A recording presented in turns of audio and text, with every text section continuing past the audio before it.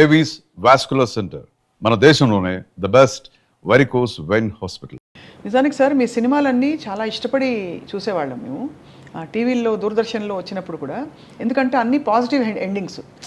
దాదాపుగా మీవన్నీ కుటుంబ కథ, అన్ని కుటుంబ కథా చిత్రాలే. అండ్ ఎప్పుడూ ఒక మంచి ఇదే కనిపించేది, కానీ ఎక్కడ నెగిటివ్ అవి చాలా తక్కువ, అసలు ఎక్కువ ఉండేవి కాదు. ఇప్పుడు ఈవెన్ టీవీ సీరియల్స్లో లేడీ విల్స్ ఇవన్నీ ఉన్నారు, అందులో అవి కూడా ఉండేవి కాదు. అదే అంటే భరోసాగా ఉండేది, హాయిగా ఉండేది చూస్తే మీ సినిమా. ఇవన్నీ మీకు ఇలా రావడం అనేది, ఇలాంటి రోల్సే, అది మీకు డెస్టినీ అంటారా లేక? డెస్టినీ అని కాదు, కానీ భారతంలో ఒక అమ్మాయిని ఒక సినిమా దాసరి గారు డైరెక్ట్ చేశారు. నేను, చంద్రమోహన్, రోజారమణి మేము మెయిన్ క్యాస్టింగ్. అందులో మంచి ఫాస్ట్ క్యారెక్టర్, స్టూడెంట్ లీడర్గా పెద్ద ఇది. ఆ సినిమా చూసిన తర్వాత చాలా బాగా సక్సెస్ అయింది. అది 100 రోజులు ఆడింది. చాలామంది నువ్వు ఈ టైప్ రోల్స్కి వెళ్తే బాగుంటుంది, యాక్షన్ ఫిల్మ్స్కి వెళ్తే బాగుంటుంది అది అన్నారు. కానీ అప్పుడు బుక్ అయిన సినిమాలన్నీ కూడా ఫ్యామిలీ ఓరియంటెడ్ సినిమాలే. రాఘవేంద్ర గారి డైరెక్షన్లో ఫ్యామిలీయే, దాసరి గారి డైరెక్షన్లో ఫ్యామిలీయే, ఇంకా ఎవరితో చూసుకున్నా అన్ని ఫ్యామిలీ ఓరియంటెడ్ వచ్చాయి. తర్వాత అందరూ కూడా ఒక మార్కేసారు. అక్కినేని నాగేశ్వరరావు గారు, సోహన్ బాబు, మురళీమోహన్, వీళ్ళు ముగ్గురు కూడా ఒక character of artist. NT Rama Rao garu, Krishna గారు, కృష్ణరాజు గారు, వాళ్ళు ఒక ఇది అని అట్లా ఆ ముద్ర వేసారు. అయ్యే వచ్చినాయి, ఆ క్యారెక్టర్లు వచ్చినాయి. నాకు కూడా అదే ఇష్టం. ఓసాయి ఫైట్లు గీట్లు క్రైమ్ ఇవన్నీ కంటే కూడా హ్యాపీగా ఫ్యామిలీ కుటుంబంలో ఉన్న ప్రతి ఒక్కళ్ళు వెళ్ళి కూర్చొని హ్యాపీగా సినిమా చూసేటట్టు బయటకు రావాలి తప్ప పిల్లలు మీరు రాకూడదు, మేము చూడాలి, మీరు రావద్దు అని కానీ ఇట్లాంటివి ఉండకూడదు, వాళ్ళ మైండ్ పొల్యూట్ కాకూడదు అని ఆ ఆలోచనతో అన్నీ అయ్యావు. మేము తీసిన సినిమాలు కూడా 25 సినిమాలు తీసినా ఇందులో యాక్షన్ సినిమా ఒక్కటి కూడా లేదు. కథలో యాక్షన్ ఉంటుంది కానీ త్రూఅవుట్ క్రైమ్ సినిమా లాగా ఒక్కటి కూడా తెలియదు. పెట్టి కాల్చుకోవడాలు, తప్పుకోవడాలు ఇట్లాంటివి. అదే సో అక్కడ డెలిబరేట్గా ఒక పాజిటివ్ ఆరా ఎప్పుడూ ఉండేది మీతో ఫాలో అవుతూ. అప్పటి నుంచే మీకు దేవుడి మీద నమ్మకం బాగా ఎక్కువ? చిన్నప్పటి నుంచి. మా అమ్మగారికి బాగా దేవుడు భక్తి, మా నాన్నగారికి అంత ఉండేది కాదు, కానీ మా అమ్మగారికి బాగా. రోజు ఆవిడ కృష్ణుడి మీద, రాముడి మీద పాటలు పాడుతూ ఉంటారు, భజనలు చేసుకుంటూ ఉంటారు. పాడేవారు సార్? చాలా పాడేవారు కూడా. సో ఆవిడ చూసి మేమందరం కూడా నేర్చుకున్నాం. తర్వాత ఆవిడ పొద్దున్నే నిద్రలాగానే దేవుడికి దండం పెట్టుకొని దిగు మంచం పెంచారు. ఎవరు రాత్రి పడుకున్నప్పుడు కాడు కడుక్కొని వచ్చి మంచం మీద పడుకోబోయే ముందు దేవుడికి దండం పెట్టుకొని మళ్ళీ పడుకోనేవారు. అట్లా అది చిన్నప్పటి నుంచి అలవాటయ్యి.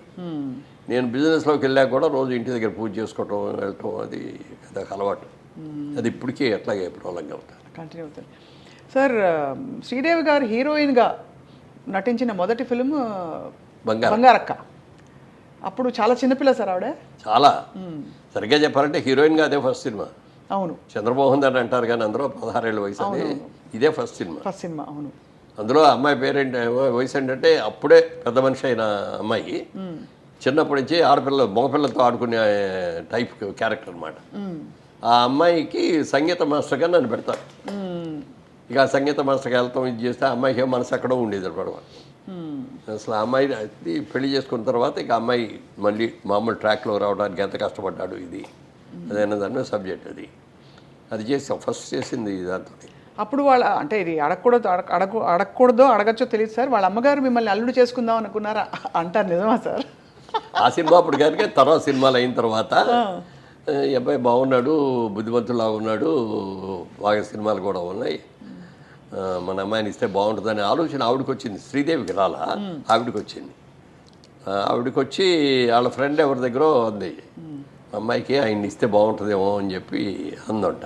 అంటే ఆయన పెళ్ళి అయిపోయిందండి, 2 పిల్లలు కూడా రండి అన్నారా? అంటే లేదు అట్లా అప్పుడే పెళ్ళి అయ్యి ఉంటుంది కుర్రాళ్ళలాగా ఉంటే.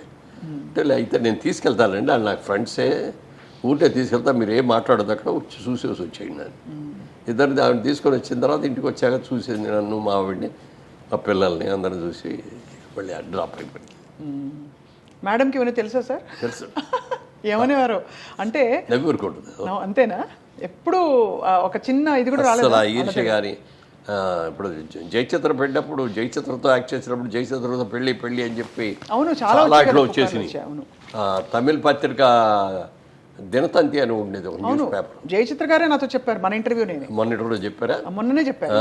అదే దాంట్లో ఫస్ట్ పేజీలో, మెయిన్ పేజీలో సెకండ్ మెయిన్ హెడ్డింగ్గా వచ్చేసింది మా ఇద్దరిదే పెళ్ళి. నాకు తెలియదు అసలు ఇదేంటి షూటింగ్కి వెళ్ళేప్పటికీ తమిళాళ్ళు అందరూ లైట్ బాయ్స్ అందరూ తమిళాళ్ళు ఇవరదా మురళీమోహన్ అని నన్ను చూపిస్తారు.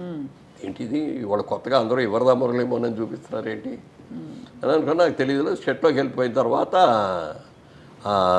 ఎవరో వచ్చి అడిగారు, ఏంటి జయచిత్ర పెళ్లి చేసుకుంటున్నావు నిజమేనా అని. ఏంటి ఏం జయచిత్ర పెళ్లి చేసుకోవడం ఏంటి, నాకు పెళ్ళి అయిపోయింది కదా ఇంకా పెళ్ళి ఏంటి అన్న. కాదు ఇవాళ పేపర్లో వచ్చింది చూడ, నా తమిళ పేపర్ చూపించారు, అక్కడ నా ఫోటో జయచిత్ర ఫోటో ఇద్దరు ఫోటోలు వేసి రాశాడు. ఈ లోపల అట్లూరు పూర్ణచంద్ర గారు ఫోన్ చేశారు, బాబు ఎక్కడున్నావు అన్నారు. వాహిని స్టూడియోలో ఉన్నానండి షూటింగ్లో అన్న. ఎంతసేపు సాయంత్రం దాకా ఇక్కడే రండి అన్న. నేను వస్తున్నాను అన్నాడు. అనగానే అప్పుడు భయం వేసింది. అప్పుడు దాకా ఏమీ లేదు. ఇదేంటి ఈయన వస్తున్నారు, ఈ పేపర్ ఏమైనా చదివాడు ఆయన, లేకపోతే ఏమైనా తెలిసిందా, వేరే పనితో వస్తారా అని కొంత ఇది ఉంది. అయినా అయ్యి ఉండదులే అని చెప్పి నా షూటింగ్లో పడిపోయాను. ఆయన కరెక్ట్గా 11:30కి వచ్చారు. వచ్చి బాబు ఒకసారి రాయిపోయి మాట్లాడదామని అని మేకప్ రూమ్లో తీసుకొచ్చి ఇట్లా పేపర్లో వచ్చింది బాబు నిజమేనా అన్నాడు. అయ్యో అలాంటి పని నేను ఎందుకు చేస్తానండి, నేను ఎప్పుడు అలాంటి పని చేయను, ఏదో ఎక్కడా పొరపాటు పడి ఏమన్నా చేస్తారేమో తప్పు అని చెప్పడం కోసం వద్దు అని చెప్పడం కోసం వచ్చాను అన్నారు. చాలా సంతోషం అండి మీరు నా మీద ప్రేమతో వచ్చినందుకు.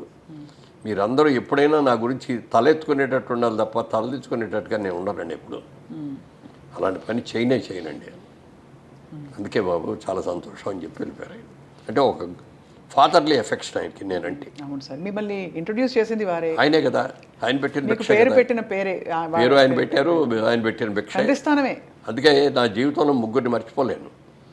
ఒకటి మొట్టమొదట మాణిక్యాలరావు గారని మాకు బిజినెస్లో నాకు వర్కింగ్ పార్ట్నర్గా ఇచ్చిన మాణిక్యాలరావు గారిని, సినిమాలో ఇంట్రొడ్యూస్ చేసిన అట్టూరు పూర్ణచంద్రరావు గారిని, నన్ను బాగా పైకి తీసుకొచ్చిన దాసనారాయణ గారు.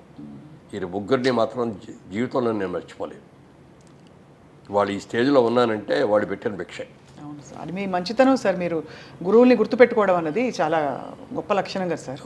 కానీ సార్ నిజానికి ఆ రోజుల్లో రెండో పెళ్ళి జరగడం చాలా సర్వసాధారణంగా మనకి. ఇప్పుడు ఉదాహరణకి కృష్ణ గారు విజయ నిర్మల్ గారు పెళ్లి చేసుకున్నారు, ధర్మేంద్ర గారు పెళ్లి చేసుకున్నారు. అంటే భార్య ఉండగానే ఆ ప్రేమ ఒకటి కలిగి అది అవన్నీ కామన్స్ కదా. మీకు మైండ్లో ఎలా ఉండేది అసలు, ఆలోచన ఎప్పుడు రాలేదా? అసలు అలాంటి నేను సినిమా ఫ్యామిలీ షిఫ్ట్ చేద్దాం అనుకున్నప్పుడు నేను మొట్టమొదటి మీరు అడిగారు ఇందాక, ఏదో అన్ని రకాల ఈ ప్రలోభాలకి స్థానమైన ఈ రంగంలోకి వచ్చారు కదా ఎలా ఉన్నారు అని అడిగారు. దానికి సమాధానం ఇప్పుడు చెప్తున్నాను.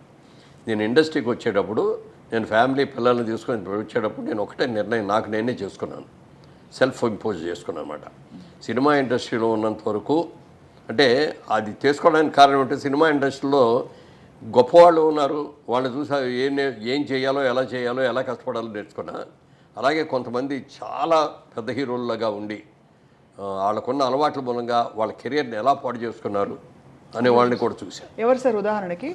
పేర్లు చెప్పకూడదండి. ఓకే రైట్, అర్థమైంది సార్. అందుకని నాకు నేనే కొన్ని రూల్స్ ఇంపోజ్ చేసుకున్నా. సినిమా ఇండస్ట్రీలో ఉన్నంత వరకు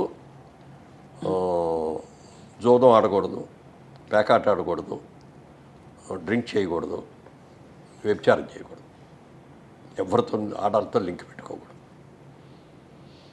చాలా అది పెట్టుకొని మీరు చెప్తే నెంబర్ 47 కంటిన్యూ చేసుకోవాలి. ఏ రోజున ఎక్కడ కూడా తాగటం కానీ పేకాటం కానీ రేసులకు వెళ్ళటం కానీ అమ్మాయిలతో తిరగటం కానీ ఏమి. చాలా ప్రలోభాలు పెట్టిన వాళ్ళు ఉన్నారు, అవన్నీ చెప్పను. అయినా సరే అంటే ప్రలోభాలు అంటే ఎలా పెట్టారు? ఏం కాదులే పర్లేదు అది బయట వాళ్ళు కూడా, సినిమా వాళ్ళే కాదు బయట వాళ్ళు కూడా. అప్పట్లో కొంచెం క్రేజీ యంగ్ హీరోగా క్రేజీగా కనపడేది సార్. మీరు అందగాడు అదొకటి. అంటే 2 రకాల వాళ్ళు ఉండేవారు. ఇదిగో ఇలాంటి అన్నయ్య ఉంటే బాగుంటుంది అనుకునే వాళ్ళు ఉన్నారు, ఇలాంటి మొగుడు ఉంటే బాగుండేవాళ్ళు అనుకున్నారు, ఇలాంటి తండ్రి ఉంటే బాగుండేవాళ్ళు అనుకున్నారు. అట్లా అనుకున్నారు తప్ప ఇంకా వేరేగా అనుకున్నారు.